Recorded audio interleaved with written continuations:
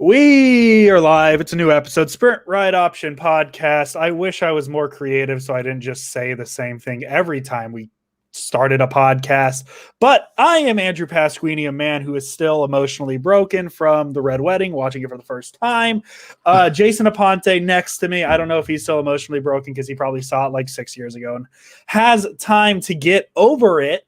Jason, how are you doing on this lovely? It is Wednesday. How are you doing on this Wednesday afternoon? First of all, I want to say that you are absolutely creative because you doing it the same exact way is the song intro. They don't change the theme to Sports Center or any other thing, and it's something that they do all the time. Nobody lambasts them for it. And also, when it comes to the Red Wedding and Game of Thrones, Andrew, I warned you.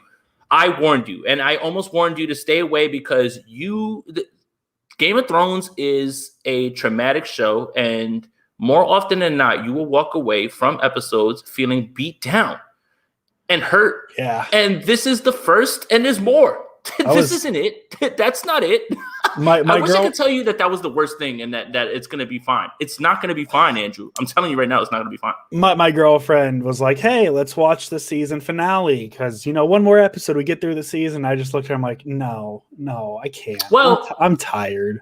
Little known secret, and I don't know if this is giving anything away, but most good shows that I've ever watched, usually the best episode of each season is the penultimate episode. Yeah, and it's not the ultimate. The last episode is always wrapping things up. Mm-hmm.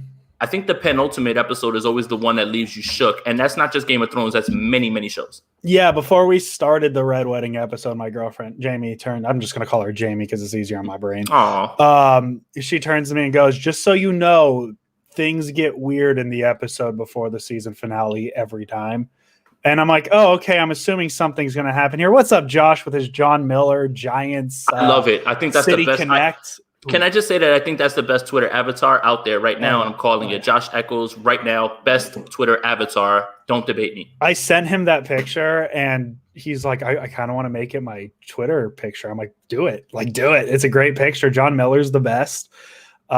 Yeah, man, Game of Thrones, I'm tired. I feel like the past couple of weeks I've been tired because Game of Thrones has been picking up, and a lot of stabbing going on in the previous episode. But we're not, I don't think, if you want, we can be here to talk Game of Thrones. We have some business to pick up though. Yep. We are going to begin our positional breakdown episodes today. And we're starting with the running backs. That's where we're starting. I think in my brain, we're going to do in order of positions we're least stressed about, and running backs the first one. And we'll just slowly work our way to special teams because that's what stresses Jason out the most.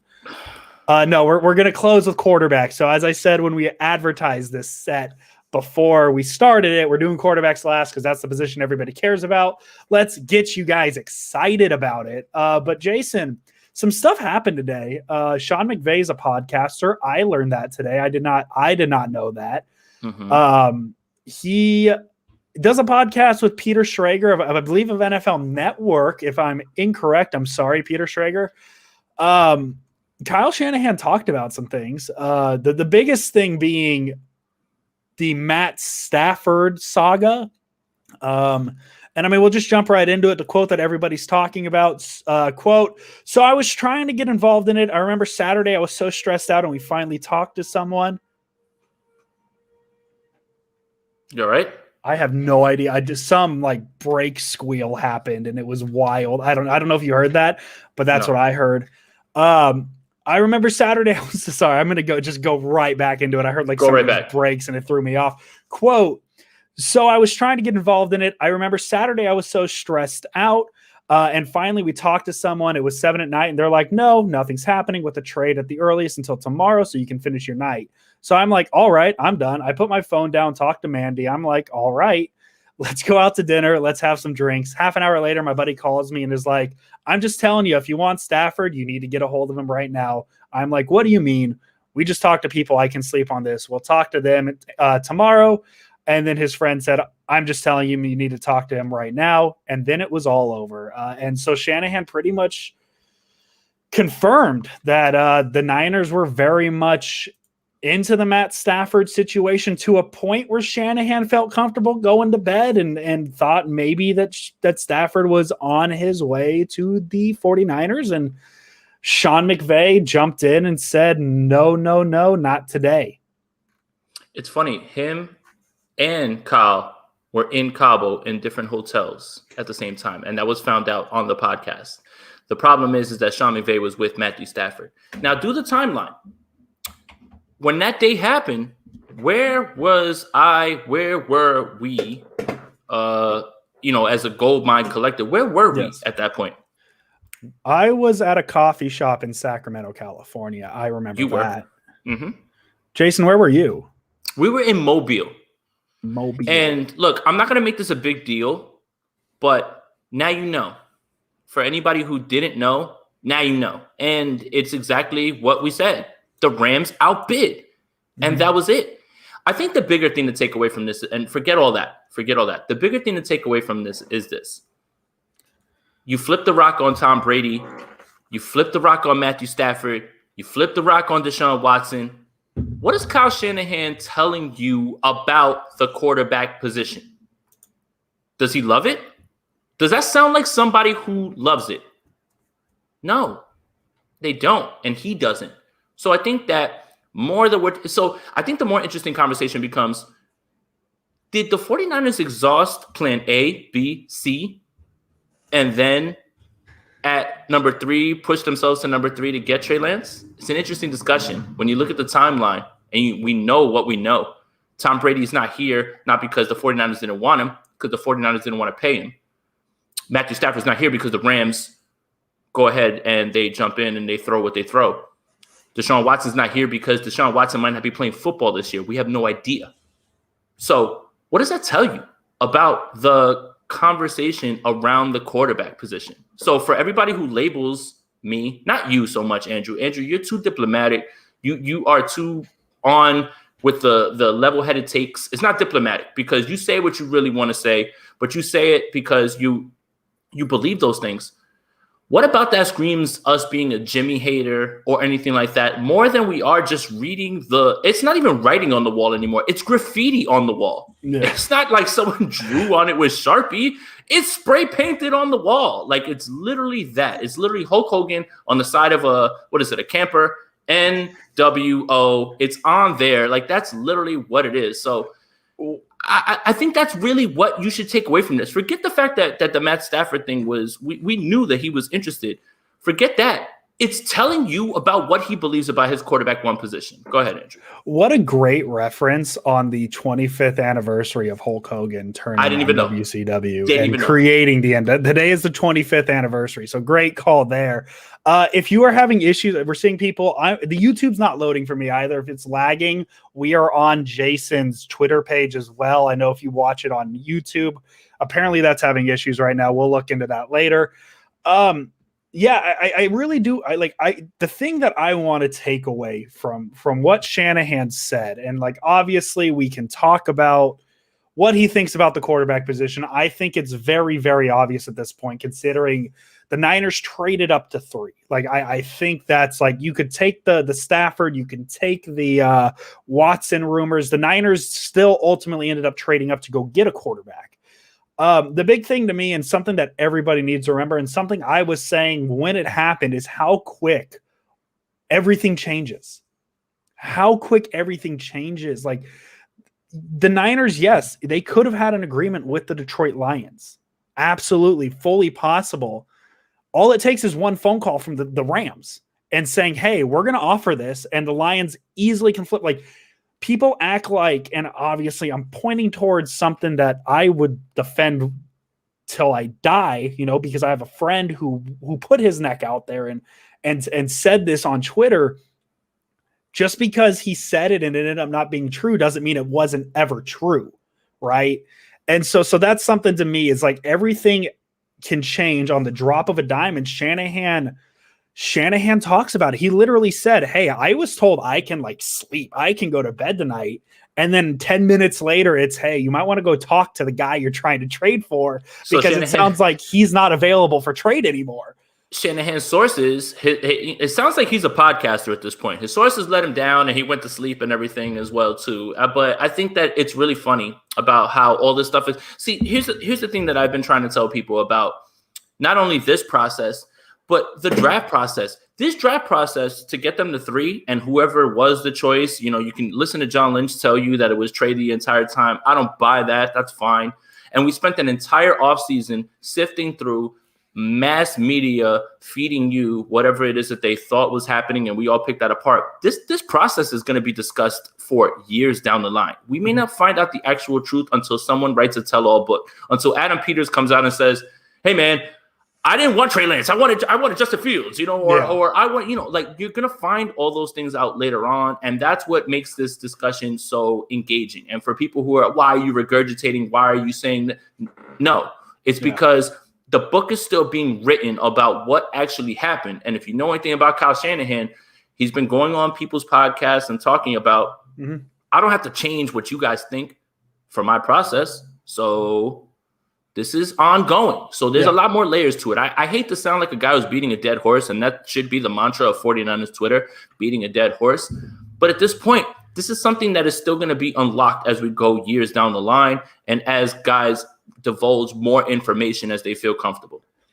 I feel like a lot of people are missing the big takeaway from this podcast. I don't think I've seen anybody have this.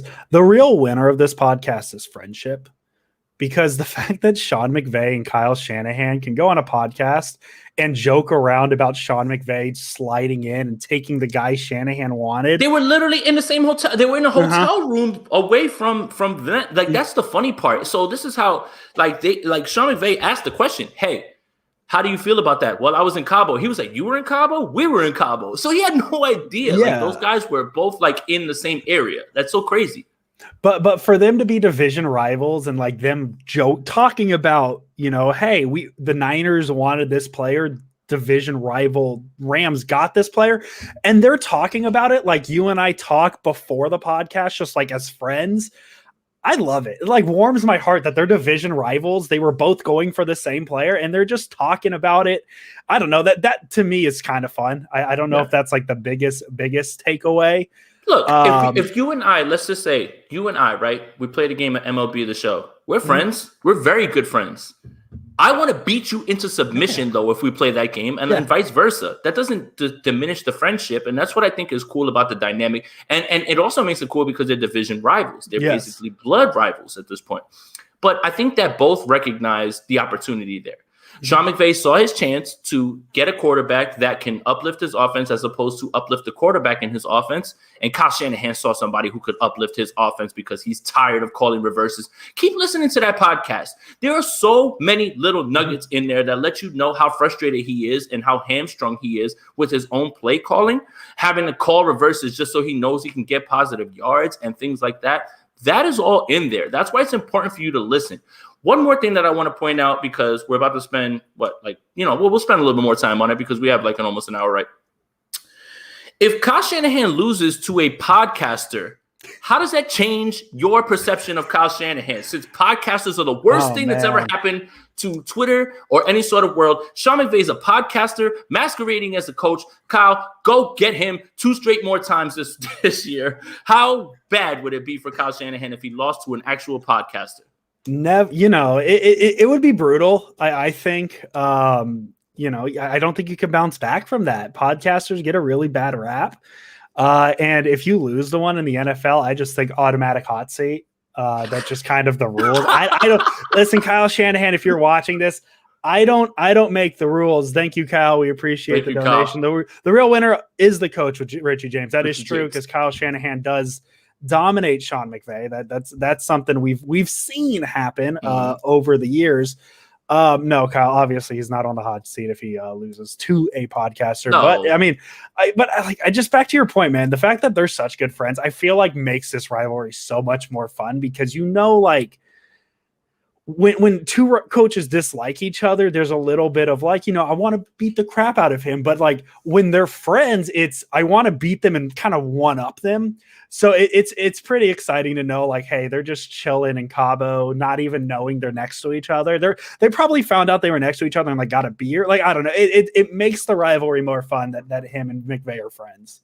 The other thing that's cool about it is that McVay's offense is an offshoot of Kyle Shanahan's. So a lot of much of what he does is based in that offense. So it's almost like teacher, master, or master and student. And who can, does the master teach the pupil everything? And I think that's the rule is you don't do that. But I think that's what makes this fun. And let's face it, the Seattle Seahawks thing has happened recently. As far as rivalries go. Mm-hmm. I don't think the 49er fans hate the Arizona Cardinals. They've never done anything to the Cardinals 49ers. Exist? Yeah, exactly. I don't think they've ever done anything to the 49ers. Let's face it. The biggest rivalry over a longer stretch of time is against the Rams, no matter where they play. So that's another thing that throws into it. You can say right now that if you want to grade the rivalry, grade it as Seattle and then the Rams, fine with that. Yeah. But over a longer stretch of period, the Rams and the 49ers, they are actual blood rivals. So that's what kind of makes this cool. And I think all those things that we just talked about, him being an offshoot of Kyle, them making the playoffs, all those things, this is cool. No, I'm literally scrolling Twitter, and apparently I didn't get a chance to listen to the podcast. Here's a fun one. Yep. Because I didn't get a chance to listen to the podcast. I obviously saw the big like Stafford stuff. This was from Sean McVay. Quote, I thought there was a possibility that Kyle was going to go Pitts at 3.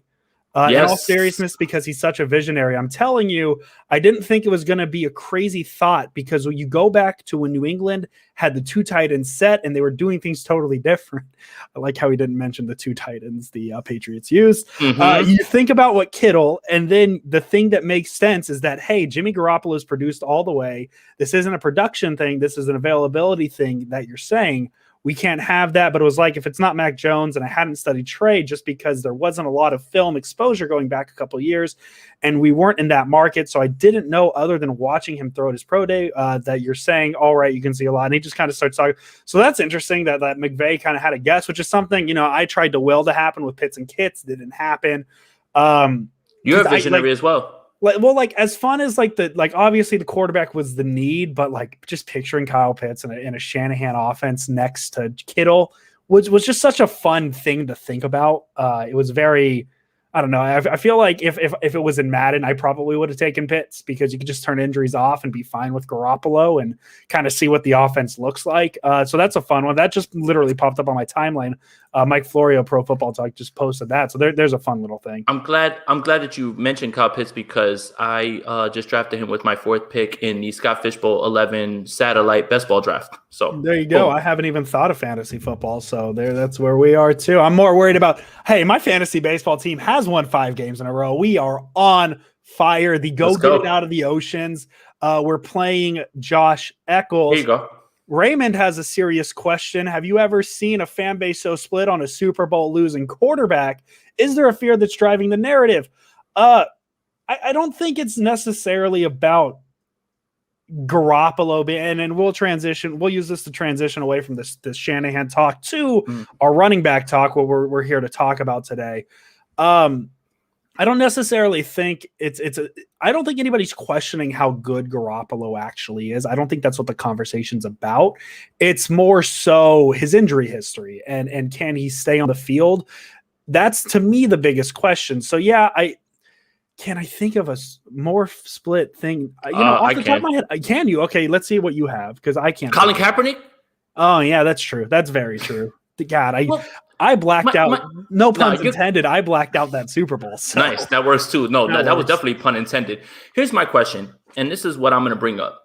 And whatever, it's at the point where it doesn't matter. I'm not here to mince words, and it's time to get ready down and stuff. Has there ever been one quarterback with 1 year of body of work who has never played 16 games that has gotten more credit in this game than James Garoppolo? Yeah. And that's no slight at him because there is a potential and there's a chance to see things happen. But for people to sit and look me in the face and tell me Kirk Cousins isn't better than Jimmy Garoppolo, Ryan Tannehill's not better than Jimmy Garoppolo, Baker Mayfield's not better than Jimmy. How? How can you say that? How can you say that with a straight face when those guys have put more than 1 year in the league? Kirk Cousins throws for 4,000 yards every single year, but yet that's not good enough. Jimmy Garoppolo in 2019 did what he did, and that's better than everything Kirk Cousins has ever done, Ryan Tannehill's ever done, Baker Mayfield's ever done. I'm done with this conversation about a 1-year quarterback at this point. Do I think he can play well? Yes. Can they win games? Yes. Maybe he hasn't reached his potential. What is his potential? I don't think it's too much higher than where he's at, but one quarterback who has gotten so much credit over 1 year, 1 single year and 5 games gets more credit than guys who have won in this league consistently year after year. Make it make sense to me, 49ers fans, please. Yeah, and like this isn't, it's obviously not a knock.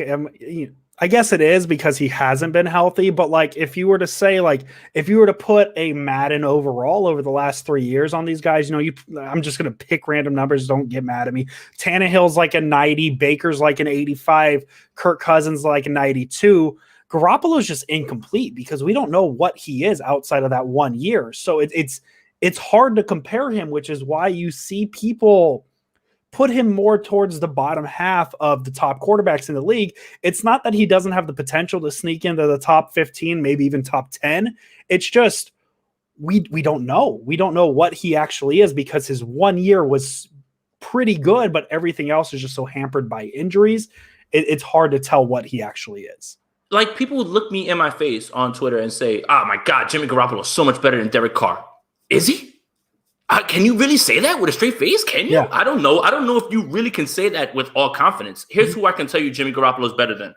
Dwayne Haskins, a host of other quarterbacks who have flamed out in this league. Yeah. Like, we can be objective. But when you look at me in this tier that we're talking about, why does Jimmy Garoppolo get so much credit when this obvious team in 2019 was one of the best teams on paper and played to that entire potential, but he hasn't played any of the years? How can you realistically tell me that you think that Jimmy Garoppolo is better than guys who have a track record?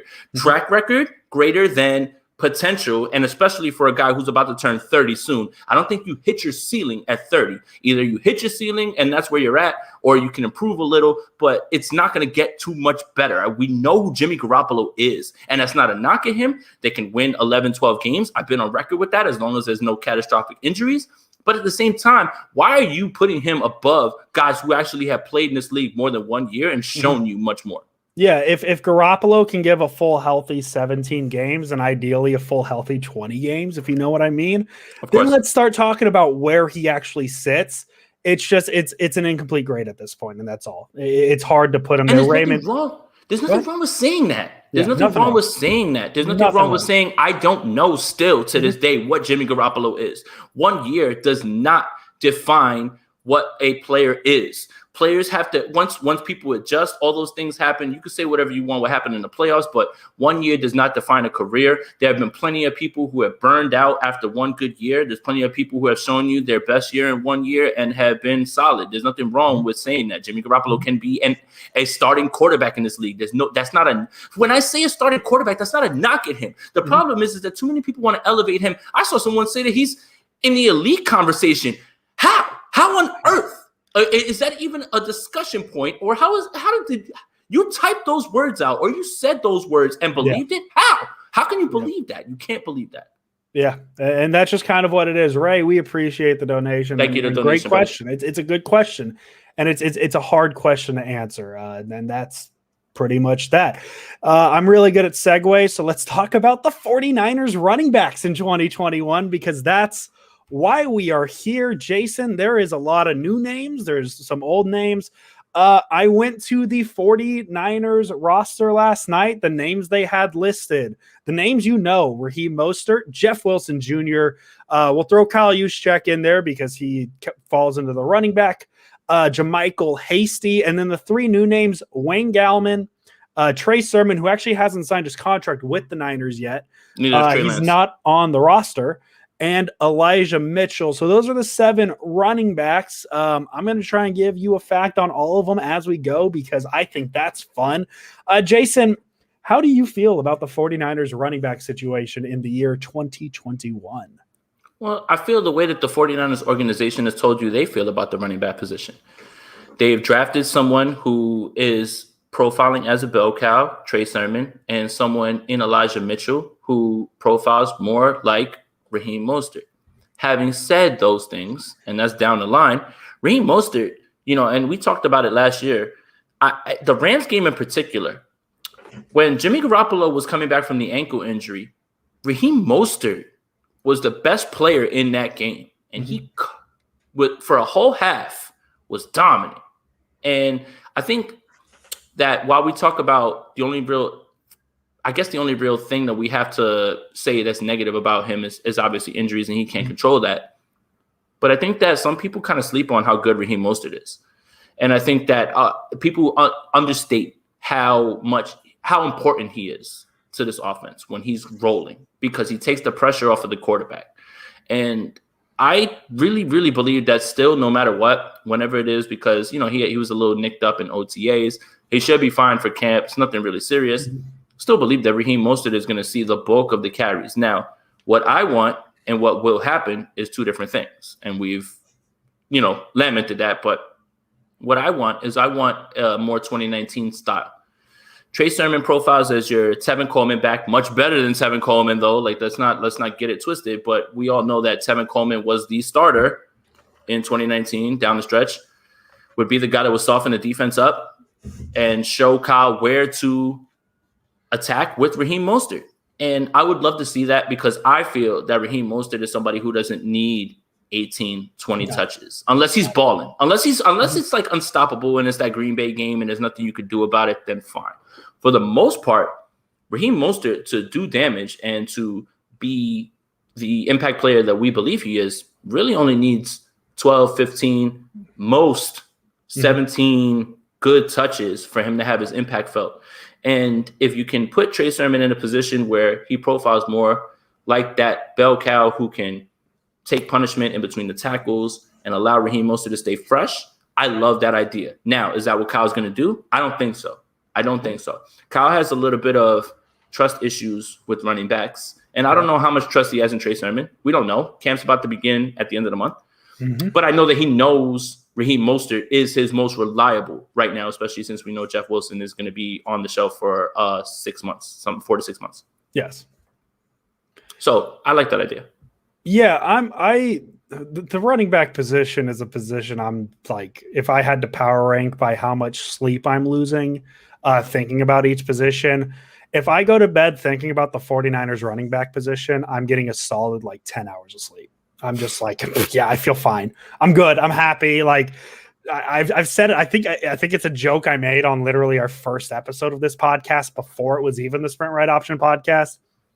Kyle Shanahan can make my dad a 4-yard per carry running back. Oh, I love that joke. That's the OG joke. Yeah, that's like the first running joke we had. Your dad could get 4.5, I think. Yeah, easily.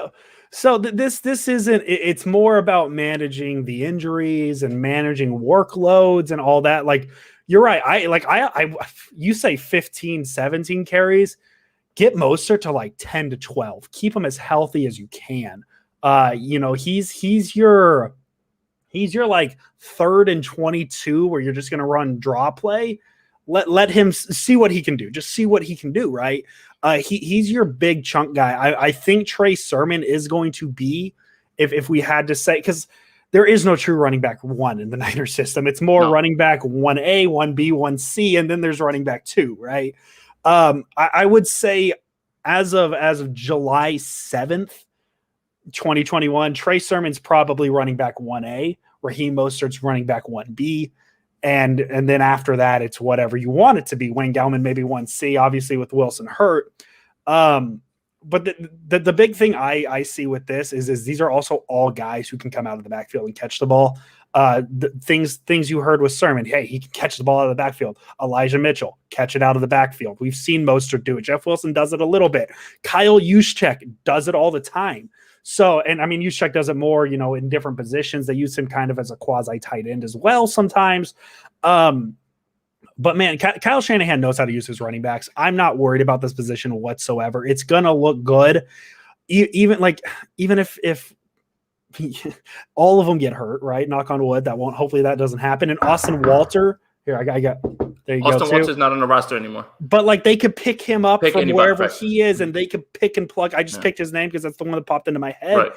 You can pick him up, and Shanahan will scheme him up for. I mean, you got to remember, and I mean, this ended up being a mistake. But remember, JaMychal Hasty, his very first snap, they call a slant route to him, just real quick, get him the ball. Ended up being an accident, but it's just like, hey, he went in there very first NFL snap. Ball's coming to me. Okay, let's go. So like he has a rotation of guys he can pick from. I'm not worried about the running back position whatsoever. A fun fact about Raheem Mostert before I kick it back to Jason. He was born in New Smyrna Beach, Florida, which is known as the shark bite capital of the world. I don't know if that's a good or bad thing, but it is known as the shark bite capital of the world. He's also a big surfer, which is where that celebration. Right. But just, I don't know if I'd want to be known as the shark bite capital of the world. That sounds bad. Well, as a city, you wouldn't want to be. And I don't know if I would want to be from there, especially a surfer. But back to your point about being most, his impact on this team is big. And as much as I want to downplay it and say, hey, maybe we should move him, something like that, you really got to think about it this way. Arizona, week 1, there's no other running back that takes that choice route to the house on the first play against Arizona. That's not what happened. There's no running back on this roster that takes that first handoff against the Jets to the house. It's just, that's not what happens. And that's his impact. And when he's rolling and this offense is rolling, it's very hard to stop. His vision is what I think gets lost on people because he runs a lot of outside zone. They don't use him to bury him in between the tackles. He has to kind of be patient, wait for those blocks to open up, understand where the blocks are coming, read the defenders. And I think he does that very well, where his feet are patient, they're moving fast, but his vision is so good that he knows how to hit that hole. And when he hits that hole, he hits it in a way that nobody on this roster can, because when he hits the hole and no one's there, it's a touchdown. That's it. And that he's that fast. So I understand that. And I think that I've gotten to realize that a little bit more now that I've dug into him a little bit deeper. And, when you talk about what guys bring as far as other things, right?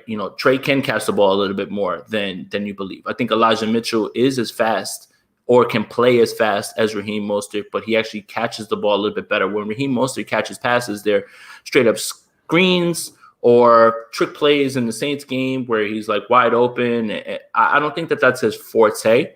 But he can do it. I think that Elijah Mitchell offers a little bit more there. And you understand that the 49ers have kind of addressed this position, understanding where they're going to be going forward. Raheem Mostert and Jeff Wilson, unfortunately, are not under contract going forward. So if you want to bring them back, that's fine. That's up to you. I don't know how realistic that is when you've drafted basically their replacements at this point. But at the same time, if somebody wants to come back for nothing, nobody's going to say, no to that. But I think that the Elijah Mitchell and Trey Sermon thing kind of tells you that this organization is looking forward, and we've talked about that. But I think that Raheem Mostert is going to get more touches than people believe. I just think that Trey Sermon is going to be a little bit more involved than people believe because, if you look at the 2019 formula, Tevin Coleman, he would have games where he would score 4 touchdowns, and then they brought Mostert in. That was before Mostert really broke out, but I could kind of see them going back to the saving Mostert thing and letting Sermon take some of the punishment in the beginning while allowing Shanahan to set up that haymaker that is Raheem Mostert in the running game. Because, as much as we want to talk about the genius of Kyle Shanahan, I think more of it comes from the running game than it does the pass game. So, yeah, and you mentioned Mostert, Wilson, they could be gone. And I really think they likely will be at the end of this season because I think they bring in Sermon and Mitchell. I'm sure there's expectations within the 49ers front office that if Mostert plays a full 16 games, he's going to play himself into a contract, right? Yep. And we're really at a point, especially I think with the Niners too, getting bitten by the Tevin Coleman contract and the Jerick McKinnon contract.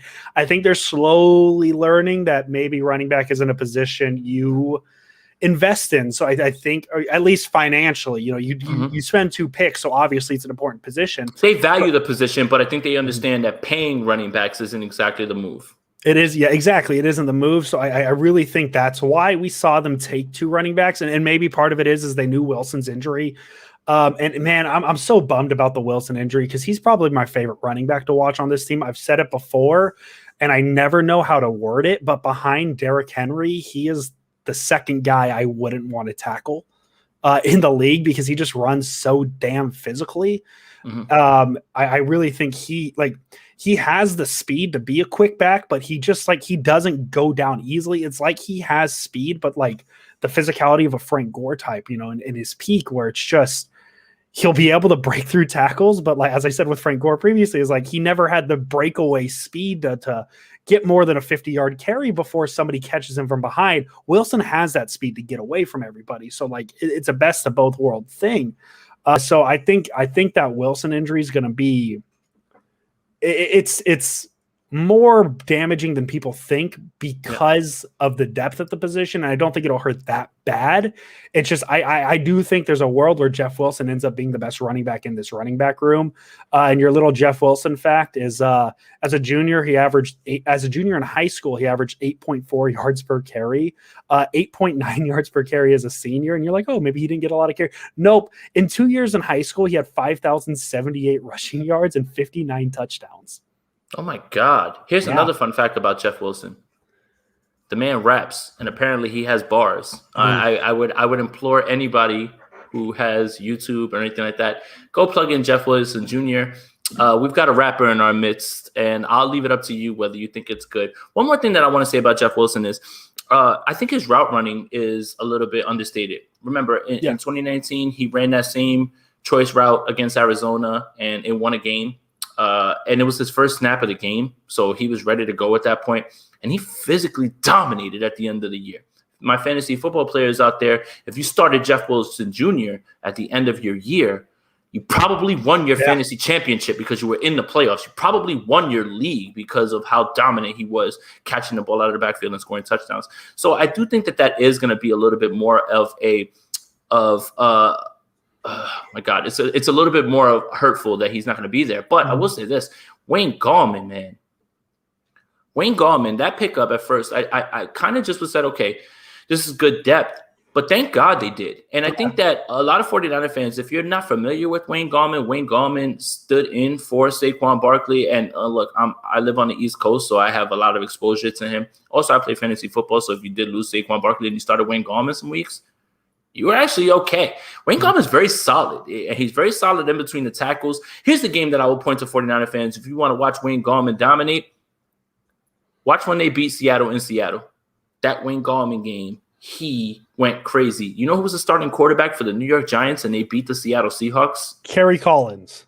Colt McCoy. That was close. You were close. It's the same thing, same throwing motion, all that stuff. But Wayne Gallman's way more solid than people know. And I think that Jeff Wilson, is great, but Wayne Gallman, if Jeff Wilson doesn't step right as soon as he comes out, Wayne Gallman can steal that role pretty quickly. And I don't think that people understand that. Here you go, Austin Arroyo. I had Jeff Wilson on my fantasy, but he didn't win me the championship. Oh, Kamara scored 6 touchdowns in the championship game. That's not fair. That just doesn't help.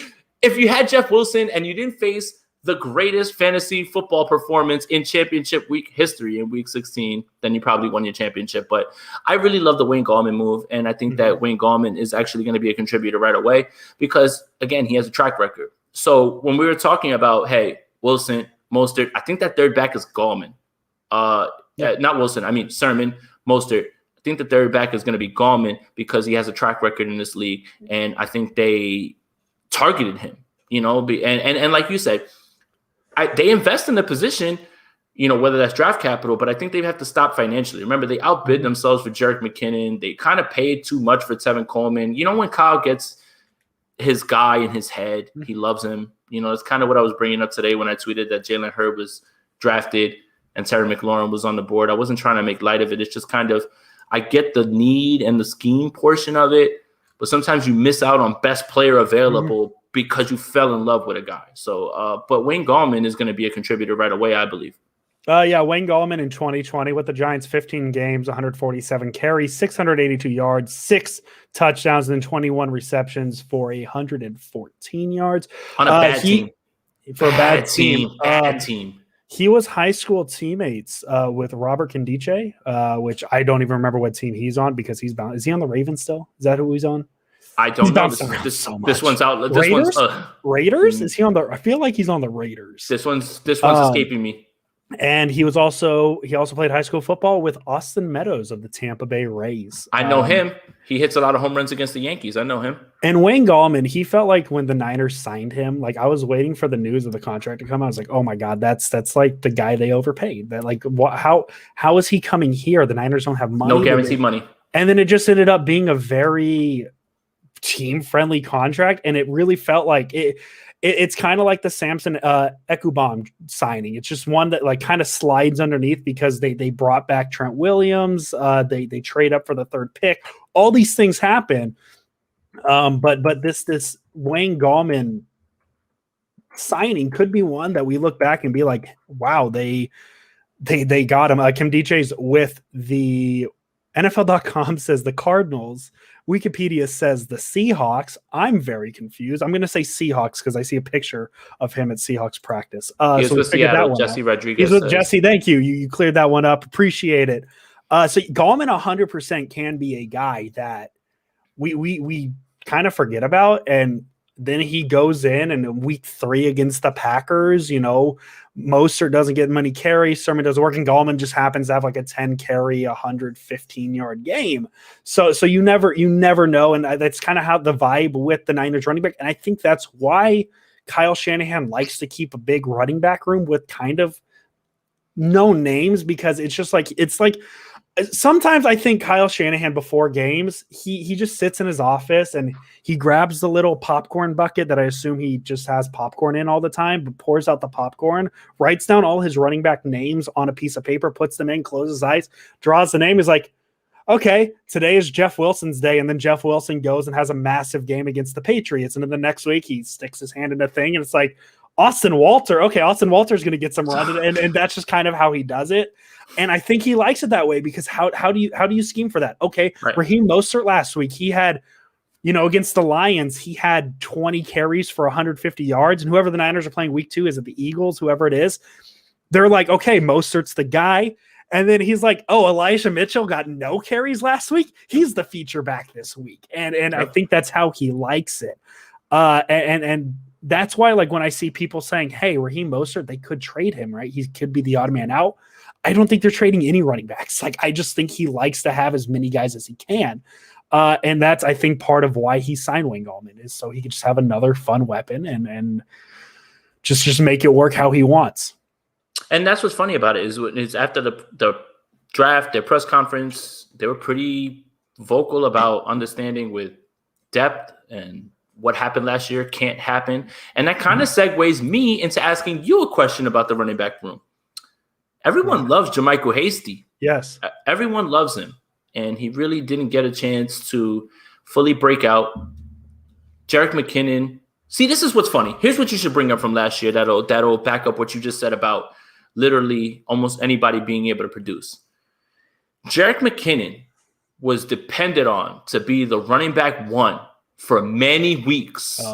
Many weeks. And he still scored touchdowns. No. We're not getting back to that. Look. We're not getting back to the Wildcat thing. But I'm just saying. I thought you were swerving me and saying McKinnon was the one picked for the famous Wildcat play. No. Richie James ran it in 2019 in the New Orleans game. It's in the bag. But, I think – and Richie James, I believe, was a former quarterback. Whatever. Anyway, what that tells you is Jerick McKinnon – bad legs, whatever it is, tired legs, he's going to get something out of you. And that's just because of the scheme, because of guys understanding things. So I think that kind of tells you a little bit more about what you were saying. And it kind of backs up your point that so many guys can come in and step in. But with Jermichael Hasty, we all see it.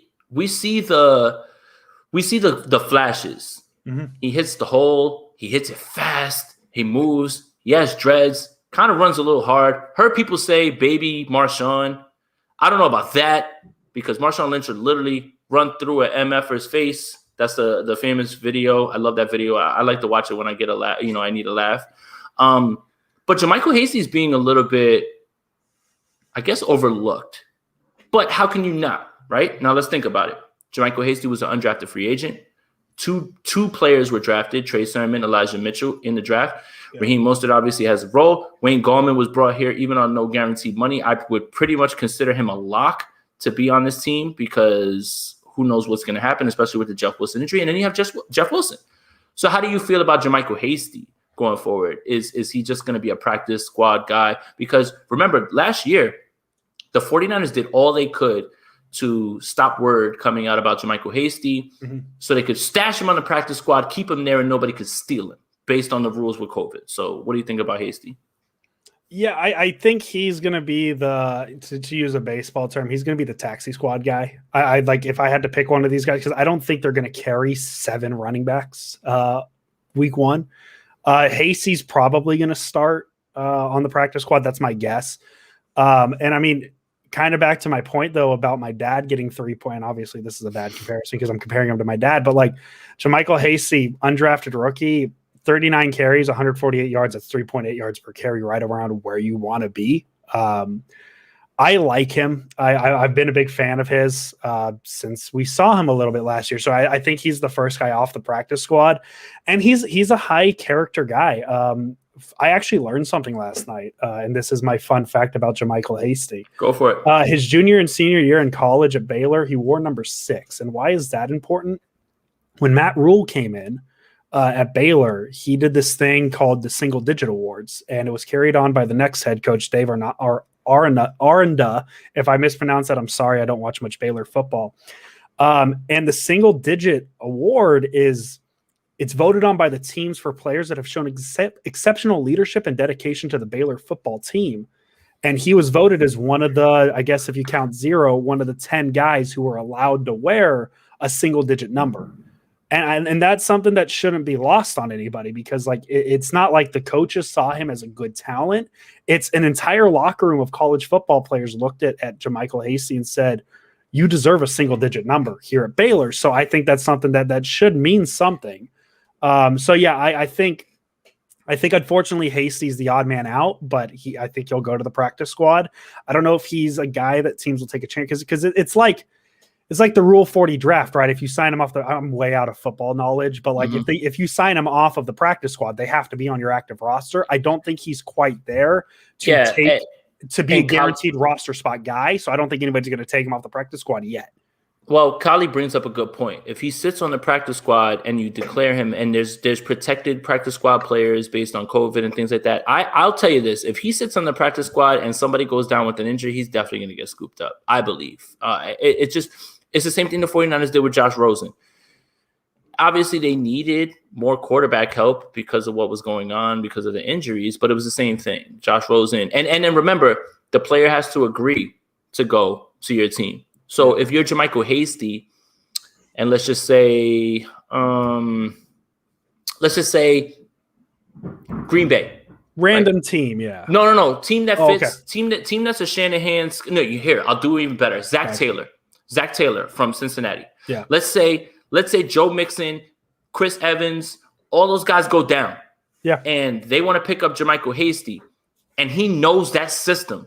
What would stop you from going over there to be in that system and be the guy if Joe Mixon and all those guys are injured? So it's an interesting dichotomy when it comes to that. It's either great word dichotomy. I'm sorry, word. It was on my word calendar list. You know, when you go and you look. Yeah. Claps in the chat. But it's interesting for you to think about. Do you stick with a team that potentially has a much better chance, obviously, than Cincinnati Bengals to going forward in the playoffs, or do you go get your shot and you go prove in a system that is very similar, if not basically the same thing, to what you run? So that's the part about the practice squad that's a little worrisome, I would say, and that's why he can't just sit there on the practice squad. Yeah, and it's very tricky, and thankfully we don't have to make these decisions, right? Yeah. We're just podcasters like Sean McVay. Like, what does he do outside of the podcast, right? That kid, he's 2 years younger than me. That kid, young man. I'm 28. He's older than me, so I can't call him a kid. Yeah, but barely. But like you list all those things that have to happen, right? Injuries have to happen, and maybe injuries don't happen for teams that look at JaMycal Hasty. So obviously, it's a risk sending him down. I think Gallman's also a very strong practice squad player if they do continue the veteran thing, which I don't see why they wouldn't. because last year was the first year veterans could be on the practice squad. But it's tough. They have a lot of running backs. One of them's probably have to go down. And as of right now, I think Hasty would be the guy. And you just kind of hope that he hasn't, because obviously if no injuries happen, I don't think he's a guy where a team's going to look at him and be like, okay, we're going to take a chance on him. He's had 39 carries. I don't think they're going to do that. It is going to take injuries for a team to take a chance. So we'll see. I think Hasty's kind of like Pandora's box. You don't really know what you got until you open it. It could hurt. It could be good. You don't know. But he's definitely a name I'm excited for personally. Dude, isn't Pandora's box from Hellraiser? And like when you open it, it was Pinhead. Like that's literally the last thing I want to open. Pandora's box has been used for a lot of things. I think. So, but it was used in Hellraiser, right? Yeah, so it's like a Greek mythology thing. Okay, but if I open it and Pinhead jumps out, I'm gonna be pretty upset. Yeah, no, but like you know, anything can be in the box when you. I don't know, man. I just tried. See, you use dichotomy perfectly, and I can't question it. No, you're right about Pandora's box. I'm being a jerk, man. Come on, Andrew. Hey, I caught it. Do you want to know a fun fact about Kyle Juszczyk? I do. He went to Harvard. What? Are you? No, kidding that's me? I wrote that down as a joke because are you kidding they me? remind you every time, every single time. No, he played tight end in high school and college. That makes a lot of sense. We see. Yes. And then I was curious. He went to Cloverleaf High School in Lodi, Ohio, and I was like, okay, let's see, because you know how they have the notable alumni. He was the only one on Wikipedia. So Kyle Juszczyk is literally the only notable alumni from Cloverleaf High School in Lodi, Ohio. And I think here's my fun fact. I think that he wore a single-digit number in college. It doesn't matter. You don't have to fact check that. Somebody's going to yell at me on Twitter if it's wrong. But I believe, if I'm not mistaken, he did wear a single digit number. Harvard Fitzpatrick. I'm sorry. Juszczyk. Good luck spelling Juszczyk in one shot. I still haven't figured it out. Oh, dude, I did it so much. JUSZCZYK. Still doesn't register. He wore number 44. So, like, if you overlay them in college, he wore a single digit number because he was trying. Whatever. All right, so I'm wrong. You got it, Andrew. I mean, you know, it's okay. But you know, I'm wrong more often than I'm not on this podcast. It's okay. It's fine. Oh, we're wrong. We're wrong at everything. We're wrong at everything because we're podcasters, Andrew. Yeah, exactly. It is what it is. I'm happy Juszczyk is back. I'm going to put it out there. He is a large part of kind of what makes this offense works. And he was, if we really want to look at Juszczyk, he was really the first positionalist guy on this team that Shanahan brought. And that's what Shanahan's trying to do. You know, you see him use Debo the way he does, which he probably should stop because Debo needs to be a receiver, not a running back. But Jalen Hurd was brought in as the idea of like, hey, he could play running back, receiver, tight end. Juszczyk was the first guy. He has a very important role in this offense. And I understand a lot of people were questioning his contract and all that stuff. It's tough because, yes, he's a fullback by position designation, and it's really confusing. But he really makes this offense work. And I'm personally very excited. The Cloverleaf High School alumni is back on the 49ers. There you go. And I think this was a great discussion on the running back position. Very well level-headed. Yes. And yeah, you're right. This was the easiest one to go through at this point because Raheem Mostert doesn't have a serious injury. Jeff Wilson's obviously going to be 4 to 6 months. But for the most part, this running back room is going to be intact when we start camp at the end of the month. So I think this is the easiest way to start. I'm going to give you my final 2 facts because I have one for each player. Go for it. Because that was my thing. But here's how I'm going to do this. You ready for this, Jason? Do you want to know what position we're going to talk about next? The first comment that says a position that isn't the quarterback in the comment for people commenting, that's the one we'll cover next week. How about that? So the first person to put a position in there that isn't quarterback, we'll take that as our next position group we're going to cover. Hopefully it happens while I'm reading these 2 facts. Trey Sermon drafted out of Ohio State. He actually went to Oklahoma. He was a transfer. His first career college touchdown was a 10-yard reception from Baker Mayfield, and his first college touchdown was at Ohio State. Josh Eccles says cornerback, so next week we're going to do defensive backs. That is what we're going to do. Jason, I got a question for you. I might have stolen it from 49ers _HNIC 78. When do players report for training camp? The 27th. The 27th, so July 27th. is when players report. And then my fun fact from Elijah Mitchell, according to Louisiana's website, he has 4 brothers. They are named Jeremiah, Devontae Augustus, Claude Augustus, and Marquise Augustus. All 3 of the 5 Mitchell brothers have Augustus in their name. I thought that was fun. Also, I'm very excited they drafted him because I just really like saying the Ragin' Cajuns because it's the best name in college football. So there's your fun facts. I don't know. Fun facts are very fun, and I feel like it lets us connect with players. You didn't know before today that Baylor did a single-digit thing. So there you go. We learned. And what I learned about from the shark bite capital of the world. Right. And what I learned is that Elijah Mitchell and my other 2 brothers have the same middle name as well. Didn't know. There you go. Augustus. We're not divulging that on the podcast also, by the way, just in case. We're not. Yeah, we're not. We're not doing that. No. So per Josh Echols, we're going to be doing defensive backs next week. So we're gonna bundle defensive backs, quarterbacks, and the safeties. We'll just bundle them all into one. I think that works. So that'll be next, probably Wednesday, because that's what we do. Well, Jesse Rodriguez suggests long snapper, but I feel like that's controversial. I think the only thing more controversial than saying that you don't think that Jimmy Garoppolo is going to start week 1 is saying that Tabor Pepper is not going to be the long snapper in week 1. So that's a controversial episode. Yeah, I mean, we could just do the long snapper episode now. It's Tabor Pepper. We don't know that though. Well, so wait until they bring in camp competition. Once Tabor Pepper starts getting that Walmart money, it's gonna be impossible to cut him. You can't cut that guy. But what about when the media starts to drum up the oh man, I think they need to move off this guy, and they have so there's a little bit more to break down in a few days. We'll see about that. You know what, Tabor, we're joking. We love you, Jesse. Just for you, I'm gonna go back and watch every punt and field goal, break down that tape meticulously, and I will let you know what I think about Tabor Pepper. But there's your long snapper cover. Oh, I'm gonna bunch him in with the tight ends just because, so I can find a fun fact about Tabor Pepper. Oh no, he'll be on special teams. We're gonna do a special teams episode. You can't. Are we? Yes. How else will people know that Mitch Wisnowski played like Australian rules football or whatever? How else is the world gonna know that the 49ers wasted a 4th round pick on a punter when they could have had an impact player at some position on both sides of the ball? Goodness gracious! Whoa! You can't say he's not an impact player. You remember that tackle he had in week 3 in preseason last year? Yeah. Oh man, 2 years ago, whatever it was. So look, we're gonna get out of here on this one because it's gonna sound crass. But who's the better preseason player, Mitch Wisnowski or Jalen Hurts? Sorry, didn't mean to put that out there. I got a question. Who would you rather have, Mitch Wisnowski or Bradley Pinion? I would say Wisnowski. Really? Pinion has a ring, and as we all know, punter wins. Punter wins. Punter wins. Punter wins is the best stat in the NFL. If it wasn't for Bradley Pinion, the Buccaneers would have been.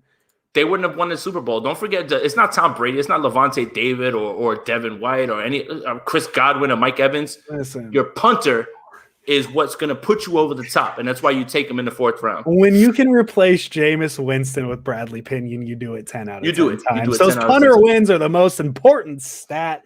Jason Aponte, as always. Let's go Niners. Go tell Javi you love him, huh?